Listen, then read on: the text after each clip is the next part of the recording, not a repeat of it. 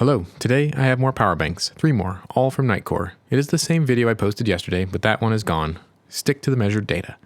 I didn't change any data, that part seemed disliked, but no blatant errors at least. My opinions were not welcome and heard. So, sorry about the bad video and the repost. Enjoy, and if you already watched that one, let me know if this cut is better. I haven't looked at anything from Nitecore before, so it will be a learning experience for me as well as you. I'll be testing that to find out if these power banks can sustain their power levels, what modes of operation they have, and how much energy they have, as well as a whole lot more in this video. These don't have real high power levels compared with some of the other power banks, but they do have claims like lightest, so something to check out. In this series, I try to answer the question, which power bank do I want to get? The videos get technical, so hang on and always ask questions if you don't understand something. The performance is measured and compared to near competitors. In this video, 3 power banks will be reviewed to find out the charging capabilities and help you make an informed buying decision. As I slowly build up the list of power banks tested, hopefully I will find some better ones. So that is why this video is here, to find out if these are that better power bank. If you want to help support the channel, there's a link to Patreon, the super button, and my website down in the description. Special thanks to my patrons and channel supporters. First up is the Nitecore NB 10000 Gen 2, Ultra Slim. And the other Nitecores have been getting requests for quite some time now. The packaging is a lot of plastic on plastic with more plastic. They include a USB-A to micro B with these and a set of frequently asked questions in an extra plastic bag. The power bank is very tiny on first impressions, and it has a tiny feature set to go with that. It can deliver 5, 9, and 12 volts on the USB-C port and 5 volts on the USB-A port. It drops to 5 volt only with both ports in use. It has limited power output as well since it is such a small power bank. In this case, 18 watts in and out is the maximum it can do. This is fine for charging a phone or a watch.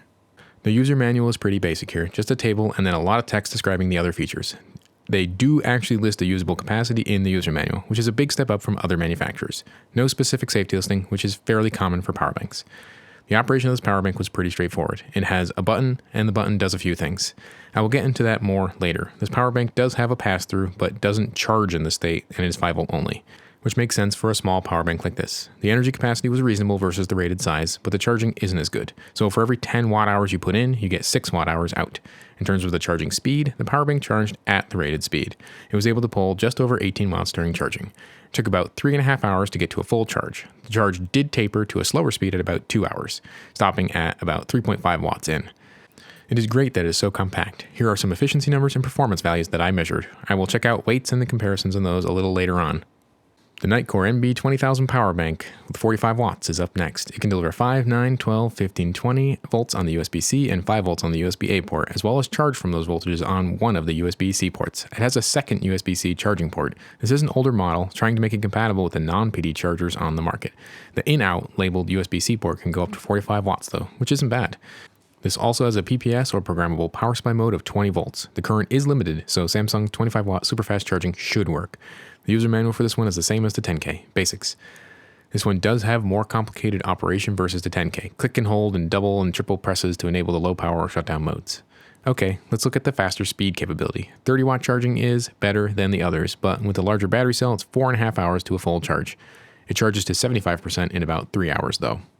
In the what is energy chart I use, you can see they estimated the battery capacity with 3.85 volts, so it makes them look like they have a bit more capacity. In reality, this is above the industry typical standards, so these all have slightly smaller batteries. The correct way to do this is integrating over time, which is why these aren't equal but only approximations. This power bank was great in terms of efficiency if you use it at 25 watts. If you step it up to 45 watts, it overheats. Don't use this to power a laptop. I'm going to make you keep on waiting for those weights. It has to be amazing, right? I know you already know. It's in the user manual.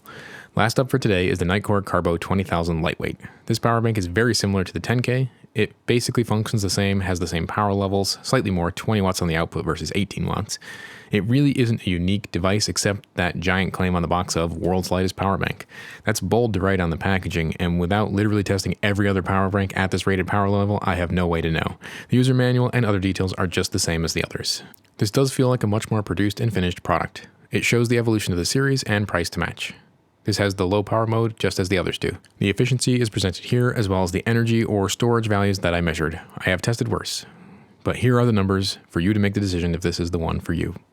Okay, I know I've made you wait. It is finally time to weigh some power banks. This is where I expect these power banks to shine. The packaging for all of these power banks was similar at around 100 grams. The packaging is a lot of plastic, too much, they should update this.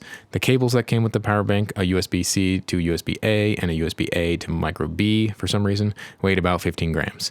The 10K power bank was 153 grams, very light. The 20K power bank weighed 327 grams, making it one of the lighter ones, but the CABRO takes the cake at 305 grams, and that is really light for a 20K milliamp hours. Note that two 10Ks basically match the weight of the CABRO. The VILTROX is 363 by comparison, and the Basis is practically a heavyweight at 445 grams. Note that the VILTROX has an updated model, and I still need to test that. So for the lighter weight, it must gain an advantage over the competition. Next, I checked the UPS capability of these power banks, and the pass-through capabilities. None of these power banks functioned as a UPS, so if the power is removed, the ports shut down. The MB20000 power bank does not have pass-through. The others do limit the voltage to 5V only when in the pass-through mode. It looks like charging also slows or stops when an output device is plugged in while charging. All the power banks have a low power mode. With a double click, they turn on this mode for several hours to charge low power devices. The power bank will show a little white light when it is in this mode, and you can turn it off to exit this mode. For the NB20K, you can also press and hold to shut off the power bank fully. These power banks are within the 100 watt-hour requirement for non-extra permitted air travel of power banks. These are definitely small and lightweight, but remember, these can't power larger devices, so phones and watches should be fine. Also remember, watt-hours determine if it can fly, not watts. The thermals on these power banks were reasonable as long as the watts weren't too high. The 10K power bank got a little warm during the discharge than it did during the charging cycle, but it never shut down or had to reset during that entire cycle. The NB20K had the issue of not being able to complete the discharge at the rated 45 watts. It shut down multiple times during this cycle and got quite hot. Lowering it to 25 watts kept things cool and much more efficient.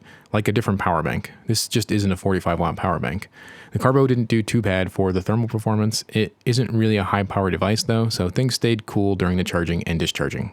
In terms of value, these end up on the lower end of the scale. They're expensive. If you can get one on sale, then maybe that will make the difference, but then the others also go on sale, so it's still a similar value ratio. Let me know if the pricing is fair on these.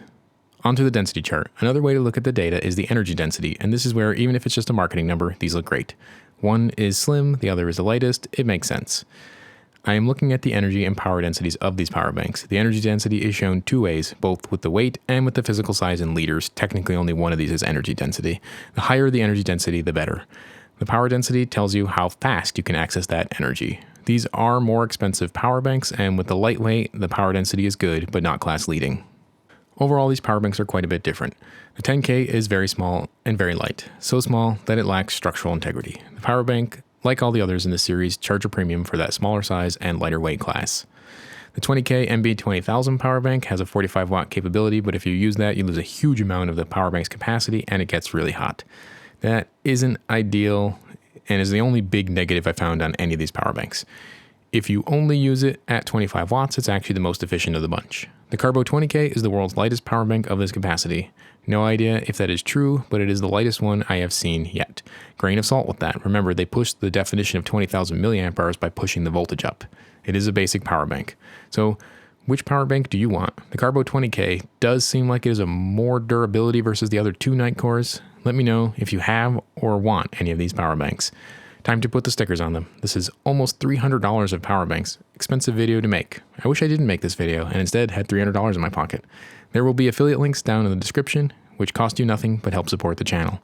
Thanks for watching. In 2 weeks, the plan is to do more power adapters. I have lots more adapters and power banks. Check the All Things website, linked in the description for upcoming videos, and as always, I will see you in the comments section. Again, sorry about the bad video. I can do better, and hopefully this is a little better. Thanks again, and goodbye.